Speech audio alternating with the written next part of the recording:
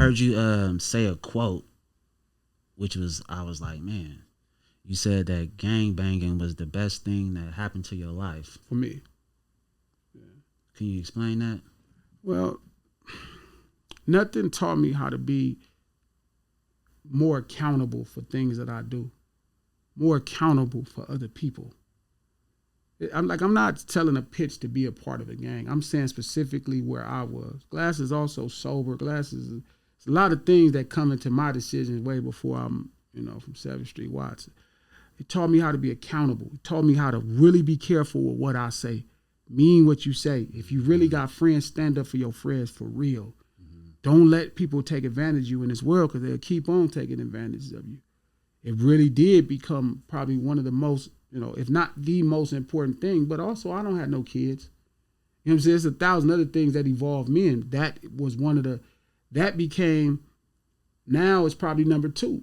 The number 1 thing that's the best thing that's happened to me is hip hop. But it took years, probably to 2019. So it's like, it worked out for me. It finished rounding out a really, a real quality man. Hey, do you think that gang banging will ever die out? Not if poverty exists. If poverty exists, it's always going to be cultures coming together to figure it out and make something about themselves. We call it tribalism in Africa, right? In Western Africa, they call it tribes. I don't think it'll never die as long as people are poor.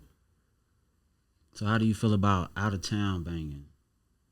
I don't feel nothing. It's poor people. They gonna figure it out, Just like New York gave us hip hop, as a way to come together and artistically express our shortcomings. We gave them gangbanging as a way to group together and stick with each other and be down for each other. So it's how you use it. It could be used to your detriment for sure. Gangbanging could be the end of a lot of people. It's a lot of power to inherit. A lot of power to inherit. It's a lot of responsibility. So it's deep like that. So growing up, your mother, she was very musically inclined. Did any of that ever rub off on you? Yeah. I know a lot more records than I should know than I've went to listen to by myself. I know a lot more records than I should know because of my mom. Like what's some of the records that your mom used to play? My mom is a huge Cameo fan. My mom used to buy, my mom used to buy so many albums. So back when you buy CDs or records, people would go to the record store. That was a normal place, even before big chains like Best Buy got involved. And all of that. Yeah, it used to be a trip to the record store. Well, they buy their records from what you call a one-stop. It's like a distribution that the record labels sell to. It's called a one-stop. My mom used to buy so many albums every week. She would just go to the one-stop.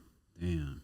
That's like her music catalog. Her music, her collection was insane. The Feds took her first collection. Her first collection probably was over 3,000 albums. Why would the Feds take her collection? Well, they took her to jail too. My mom was a registered nurse, but she was also hustling. And they took her house. They took her music. They took all our belongings. How old were you at that time? Probably 12 or 13. Damn, how did it affect you? It made me feel like nothing is permanent. And that could be good, but I think at the core of it is probably bad. You start believing everything don't have to be around. You start treating things like it may not be around. And how long was she gone? The first time maybe like 16 months. Okay, it wasn't that bad. Last time was 20 years. She died in prison. Sorry to hear that, man. It's all bad, yeah. Sorry to hear that. Did she ever get to hear any of your music? Yeah. She saw me sign a deal. She got a chance to talk to Birdman. She talked to Mac 10. I got a chance to let her talk to E40. That was one of her favorite artists. She talked to Cam. That was another one of her favorite artists. She really got to see her son win, change his life. Because that was one of the hardest things for her to deal with is me, taking on the life of crime. She didn't really like that.